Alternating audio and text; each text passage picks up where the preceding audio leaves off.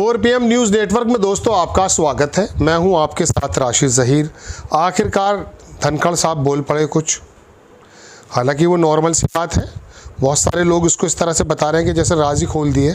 राज वो खोल पाएंगे नहीं खोल पाएंगे, इस बात का अंदाज़ा कर सकते हैं। न्यूज़ 24 ने छापा था कि CP राधा कृष्णन के अनुभवों से उपराष्ट्रपति पद की गरिमा और भी ज़्यादा महत्वपूर्ण और भी ज़्यादा बढ़ जाएगी। आपकी जीत जनता के द्वारा चुने गए प्रतिनिधियों की आपके प्रति विश्वास और कॉन्फिडेंस को दर्शाता है। जगदीप धनखड़, पूर्व उपराष्ट्रपति। लेटर भेजा है साहब वाइस प्रेसिडेंट को, पूर्व वाइस प्रेसिडेंट ने। उम्मीद देश ये करता रहता है कि धनखड़ साहब पुरानी बातें खोल देंगे। मैं आपको सच बता रहा हूँ, हाल ये है देश के आज की तारीख में कि पूर्व उपराष्ट्रपति जगदीप धनखड़ अगर कोई CD भी लेके आएंगे ना, CD कांड भी कर देंगे। आप यकीन मानिएगा, ऐसा अंबुजा का सीमेंट चला दिया है एक ख़ास वर्ग के दिमाग में कि वो टस से मस नहीं होंगे। कितनी भी बड़ी बात खोल दें धनखड़ साहब। हाँ, इंतज़ार ज़रूर कर रहे हैं लोग, उत्सुकता है। जैसे कोई धारावाहिक देखते हैं ना, उसकी अगली कड़ी का इंतज़ार करते हैं। कभी कभी बहुत इंटरेस्टिंग अगर होता है, जैसे मिर्ज़ापुर 1 आई थी तो मिर्ज़ापुर 2 का इंतज़ार कर रहे थे, तो वो कितना भी बड़ा धमाका कर देंगे, पहली बात तो ये समझ लीजिए होगा कुछ नहीं। वजह उसकी यह है कि क्या इससे बड़ी बात हो सकती थी कि राहुल गांधी अपने कद से बड़े पेजों के अंबार लगा दिए और उन्होंने देश की एक विधानसभा के अंदर लाखों वोटों की चोरी खोल दी, जिसका जवाब चुनाव आयोग ने नहीं दिया। अलबत्ता उन्हें धमकाने का काम करने लगे एक तरह से, आरोप के मुताबिक। उससे कुछ नहीं हुआ, बताइए। अब आप कहेंगे उससे कुछ क्यों नहीं हुआ। लोगों के जहन में तो ये बात आ गई है कि साहब वोट चोरी हो रही है। लेकिन क्या आप ये समझते हैं नेपाल की तरह सड़क पे आ जाएंगे लोग? बिल्कुल भी नहीं। इतना डरा दिया गया है, इतने मुकदमे लगा दिए गए हैं कि देश के अंदर दूसरे नंबर की जो आबादी है वो मुस्लिमों की है। पूरे भारत में एक आध कश्मीर की जगह छोड़ दी जाए, कोई मुसलमान सड़क पे इसलिए नहीं आ पा रहा है डर से कि गाज़ा के अंदर जो नरसंहार बच्चों का हो रहा है उसके ख़िलाफ़ 2 बात कह दे। ज़रा उत्तर प्रदेश में आकर दिखाओ सड़क पर। योगी आदित्यनाथ तालिबान बना करके जेल में डाल देंगे, और जेल से डरते हैं लोग। डरना चाहिए भी, चूँकि पूरा निज़ाम तरम भरम हो जाएगा। 5 साल से उमर खालिद जेल में हो या शर्जील इमाम जेल में हो, कोई फ़र्क थोड़ी ना पड़ता है, कुछ भी नहीं पड़ता। तो इसलिए लोगों ने सोचा कि यार अपने बीवी बच्चे पाल लो।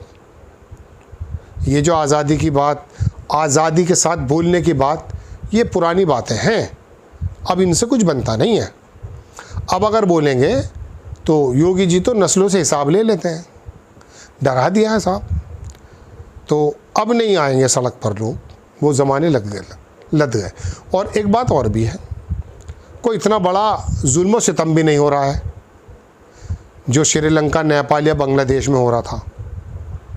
मेरे यहाँ मतलब भारत में अभी भी बहुत कुछ ना होने के बावजूद भी बहुत कुछ है। मैं बोल रहा हूँ आपके सामने, इस बात का सबूत है। थोड़ी दिक्कतें हैं, इसमें कोई दो राय नहीं है। पहले जैसा माहौल नहीं है जो यूपी के वक्त में था। मनमोहन सिंह ने खुलेआम, वो महाराष्ट्र का बुढ़ा जो आया था उसको जगह दे दी थी, उसने जड़ें खोद दी थी और गोदी मीडिया को भी खुला छोड़ दिया था। चाहते तो गुलाम बना के रख सकते थे, लेकिन उन्होंने कहा नहीं भाई, मीडिया का काम गलती को बताना है, बताने दीजिए हमारी गलतियाँ अगर हैं। वो गलतियां इल्ज़ाम के रूप में ऐसे लगाई कि मनमोहन सिंह की पर्सनैलिटी पर दाग ही लगा दिया। फिर बाद में पता चला कि साहब नहीं, कोलगेट वोलगेट कुछ नहीं है, सब झूठी बातें हैं। खैर, तो मैं अर्ज़ ये करने आया था कि जगदीप धनखड़ साहब के बारे में जैसे लेटर आया तो पूरी जगह ये उड़ गई साहब कि बस खुल गई बात। उन्होंने सिर्फ ये बात कही है, ये नहीं कहा है कि मेरा जो हाल हुआ है वो आपका भी हो सकता है, आपको क्या काम करना चाहिए, मेरी जैसी निष्ठा आप कहाँ दिखा सकते हैं।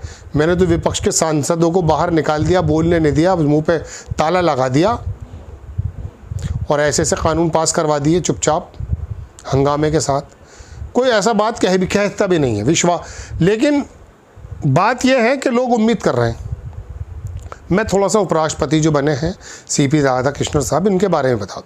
बहुत सौम्य, एक्सेप्टेबल, शानदार व्यक्ति हैं। जगदीप धनखड़ की जो चाटुकारिता वाली पर्सनैलिटी थी उसके हायल नहीं है, वो बात नहीं करेंगे। वो आरएसएस के हैं, आरएसएस की सारी बातें ख़राब थोड़ी ना है।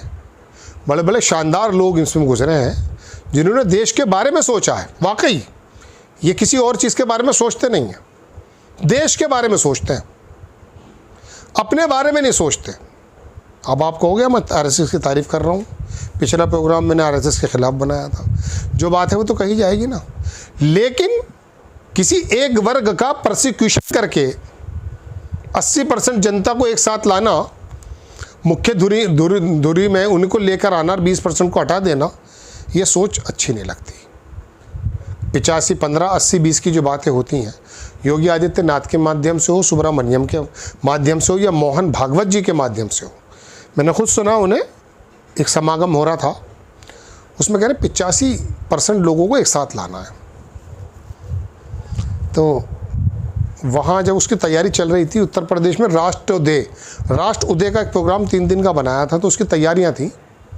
तो मैं जाता था उसमें, रोज़ाना ख़बरें बनाते थे। तो वहाँ एक आदमी आया, तो मैंने उनसे कहा साहब ये जो मुस्लिम समाज का भी कोई रोल होगा इसमें आपके यहाँ? वो नहीं, हम तो सभी को साथ लेके चलते हैं। लेकिन जब मोहन भागवत आए तो उन्होंने कहा 85% समाज को एक साथ लाना है। दलित को 3 दिन का प्रोग्राम था, दलित, पंडित, बनिया सबको इकट्ठा होकर 3 दिन खाना भी खाया था साथ में। वो बात अलग है, मंदिरों में भी पूजा नहीं कर सकते। मुस्लिमों में तो कोई भी मलिक हो, तेली हो, धोबी हो, कुरैशी हो, अंसारी हो, जुलाहा हो, सब इमाम बन जाते हैं, नमाज़ पढ़ा देता है। लेकिन वहाँ पर एक पर्सनल बात, मैं कहीं और चला गया। तो मैं बताना चाह रहा हूँ जगदीप धनखड़ साहब के बारे में कि वो आरएसएस जो है ना, ये वाले जो व्यक्ति हैं, ये बहुत शानदार काम करेंगे। ये इस तरह से नीचे गिर के जो काम पिछले दिनों उपराष्ट्रपति पूर्व धनखड़ साहब के समय हुआ, ऐसा नहीं होगा। हमने देखा इनका रोल। तो 2-3 जगह राज्यपाल भी रहे, सांसद भी रहे, बड़े शानदार व्यक्तित्व के मालिक हैं। लेकिन धनखड़ साहब बताते तो क्या बताते, बस इतनी इजाज़त दी गई कि चलिए विश कर दीजिए। देश उम्मीद कर रहा कुछ बता दें, बता दो, कोई घबराहट की बात नहीं, कुछ होगा भी नहीं। इतनी मोटी चमड़ी हो गई है हमारी, हम पे कुछ फ़र्क नहीं पड़ता। नोट निकल जाए किसी नेता के बंगले से, या नंगा पड़ मिल जाए मालिश कराता हुआ, कोई देयर इज़ नो प्रॉब्लम। वक्त के साथ सब खत्म। बहुत सारे दुष्कर्मी पकड़े गए, सब छूटे हुए दोबारा मंत्री बने हुए हैं, संतरी बने हुए हैं। आपको खबर कैसी लगी अपनी राय कमेंट्स बॉक्स में ज़रूर दीजिए। चैनल को सब्सक्राइब कीजिए, शेयर कीजिए। नेक्स्ट टाइम मैं किसी खबर के साथ हाजिर होता हूँ। जय हिंद।